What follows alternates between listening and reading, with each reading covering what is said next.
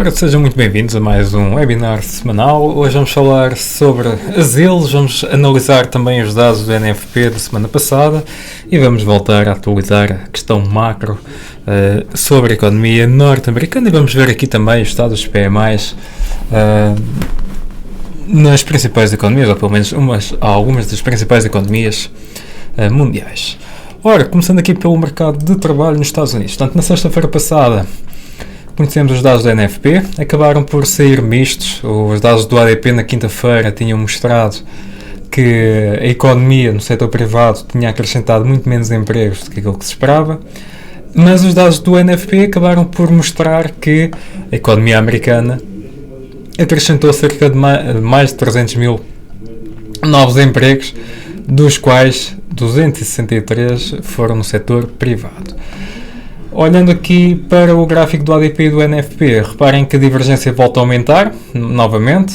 Isto no passado levou aqui a fortes recuos no NFP e algumas correções no ADP. Quando olhamos aqui para a diferença entre o NFP e o ADP, aqui no gráfico abaixo do gráfico de barras, conseguimos ver também que, portanto, a diferença começa a ser positiva novamente. Portanto, são dados curiosos. Afastam um pouco o cenário de recessão, afastam ao mesmo tempo também o cenário do fim do ciclo dos juros, pelo menos com base nestes dados. Esta semana vamos ter dados sobre a inflação, vão ser importantes, e por isso também não podemos já garantir que o facto do mercado de trabalho estar forte é sinónimo de que os juros deverão continuar a subir, isto porque esta inflação começar a baixar ou continuar a dar sinais de abrandamento, como tem mostrado, então possivelmente o tal cenário de soft landing, que tanto temos vindo aqui a falar ao longo dos vídeos, poderá ser cada vez mais uma realidade. Ora, na semana passada tivemos vários dados sobre o emprego. O primeiro relatório a ser divulgado, na verdade, sobre o emprego foi o JOLTS, portanto as vagas de emprego disponíveis nos Estados Unidos acabaram por aumentar. Reparem que tem vindo aqui a seguir uma tendência claramente descendente. A relação que existe com o NFP também não é assim muito forte, na verdade. Se aqui olharmos, vemos que, excepto períodos em que existe de facto uma grande inclinação aqui ou quando existe aqui períodos em que as vagas diminuem bastante, é que o NFP se sente, mas ainda assim não de forma tão brusca. Aquilo que nós aqui vemos foi o período da pandemia, portanto um ano super atípico. Mas se olharmos depois para os outros dados, os últimos 20 anos, vemos que realmente não se nota aqui assim uma correlação muito positiva. Ainda assim, vemos claramente que pelos dados do JOLTS o mercado tem a enfraquecer e que deverá ter também impacto no NFP. Ora, a inflação esta semana vai ser um tema, mais uma vez, portanto, vamos ver aqui se a inflação dá então argumentos para que os juros parem de subir ou não.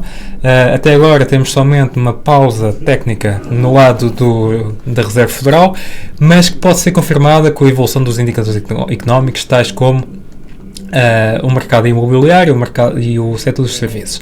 Powell já referiu que, mais uma vez, a taxa de inflação subjacente é aquilo que realmente importa. Isto também é importante, este comentário é importante, uma vez que a taxa de inflação geral, pelo menos este mês, deverá também voltar a subir, dado o impacto da subida dos preços de energia. No entanto, quando olhamos aqui para a inflação em comparação com a inflação no lado do setor imobiliário, em particular às rendas, vemos que, portanto, aqui a inflação, aqui na parte das rendas, deverá, e aqui reparem que existe uma correlação bastante positiva, deverá começar a entrar aqui numa espiral descendente e que deverá contribuir então para a taxa de inflação subjacente também começar a cair. Quando olhamos para o setor automóvel, reparem aqui que os dados, portanto, em termos de inflação de carros usados, tem de facto já atingiu aqui níveis bastante baixos, um bocado em linha também com o índice que mede aqui o custo dos carros em segunda mão. Quando olhamos para os dados sobre a inflação referentes apenas à alimentação, quando olhamos aqui para o índice, reparem aqui que há aqui algum delay. portanto, entre o CPI e o índice FAO, poderá ser também um bom leading indicator para antecipar aqui uma eventual ou uma prolongação deste movimento baixa que tem vindo a ser registrado nos últimos meses em relação à inflação na alimentação. Isto pode contribuir naturalmente aqui para a taxa geral baixar ainda mais. Quando olhamos para os serviços, é aquilo que realmente importa. Reparem que temos aqui dados também interessantes. Quando olhamos para os serviços, excluindo quando olhamos aqui para os dois, quando olhamos para os serviços, quando olhamos para o ISM, reparem que existe uma correlação, como é óbvio, e pode haver ainda espaço para cair um pouco mais. No entanto, quando olhamos para o ISM, vemos que no lado dos serviços, os últimos dados têm mostrado aqui uma recuperação, pouco em linha também com a recuperação que vimos no setor industrial, só que no caso do setor industrial acontece que os PMI estão bastante abaixo dos 40 pontos e no caso dos serviços estes estão bastante acima dos 50 pontos, portanto os 50 pontos é aquele que divide o território de contração e expansão. Portanto, neste sentido, seria importante que continuássemos a observar aqui uma deterioração gradual e controlada do setor dos serviços, tal como já estamos a observar no caso do mercado imobiliário. Olhando aqui com outros indicadores, e, portanto, olhando aqui para o ISM, mas comparando também com os preços do petróleo e com os preços do combustível e com o CPI, reparem que os últimos têm mostrado de facto aqui que a taxa de inflação geral pode aumentar um pouco, ainda assim muito motivada então por estas dinâmicas, sobretudo no caso dos preços dos combustíveis. Em termos macro, o que é que nós temos? Quando olhamos para os PMIs sobre a indústria e quando olhamos para os PMIs de serviços, reparem que, portanto, há aqui uma diferença notória, portanto, vemos claramente que os PMIs no lado da indústria estão em níveis mais baixos do que no que os PMIs de serviços, mas aquilo que realmente importa são os dados do ISM, que servem muito mais como leading indicator mesmo para os próprios índices. Portanto, reparem aqui no lado do ISM, dos indicadores que servem para medir a atividade económica, vemos que o ISM Serviço é aquele que está em níveis mais elevados e que, na verdade, seria, em teoria, aquele que nos interessava mais para caísse um pouco, isto para que as pressões sobre os preços também aliviassem um pouco e começássemos a ver na taxa de inflação subjacente, portanto, no IPC Core. Ainda assim, portanto, vemos que tem vindo a abrandar, mas nos últimos meses tem recuperado um pouco. Esta recuperação é boa na medida em que afasta também o cenário muito extremo de recessão. Quando olhamos para os PMIs, para o composto, portanto, isto aqui já inclui todos os subíndices.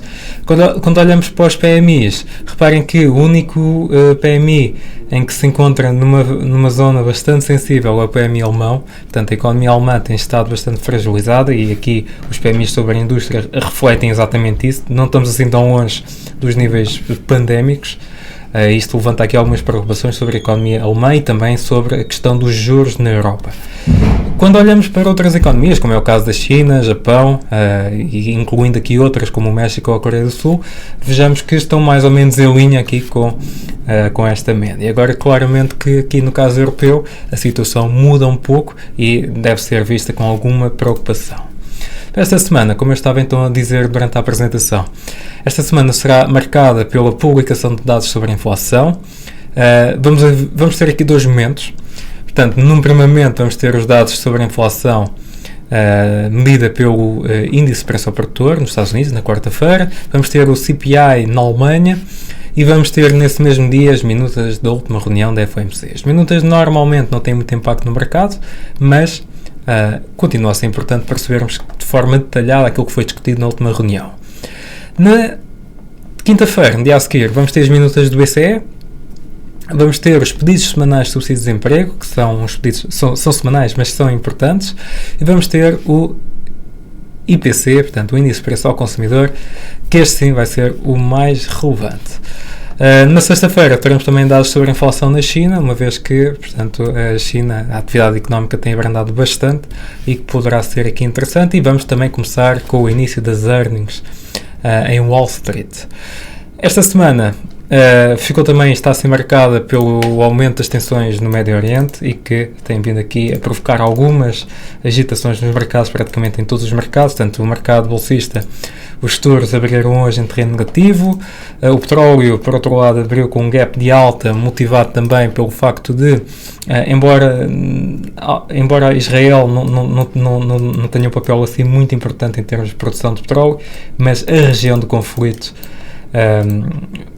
ali junto à Palestina tem de facto um peso bastante importante em termos de comércio e que pode aqui levar a perdas na oferta e que naturalmente agrava ainda mais o cenário que a oferta é reduzida face à procura, embora a procura esteja a diminuir, vemos claramente que a oferta está a diminuir muito mais. Ainda assim, na semana passada o petróleo caiu bastante, como podem aqui ver no gráfico. Esta semana está a ser marcada aqui por fortes subidas, motivadas então por estes argumentos que eu acabei de referir. Ainda assim, em termos técnicos, está aqui numa zona que eu acho que é interessante. Está aqui os níveis Fibonacci, os 101.8, o preço já veio de estar aqui durante a sessão asiática, não conseguiu, recuou. Durante esta sessão também voltou aqui a aproximar-se sem força e voltou a recuar. E se continuar a testar esta zona, poderá ser uma zona interessante para ganharmos aqui alguma exposição curta e para dar aqui seguimento ao movimento de baixa.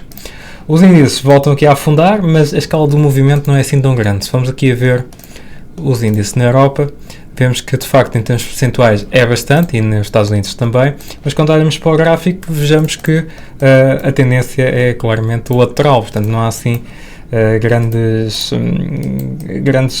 grandes movimentações. Isto porquê? Porque no final da semana passada acabou por ser marcada aqui por recuperações nos índices, na sequência também dos dados do NFP.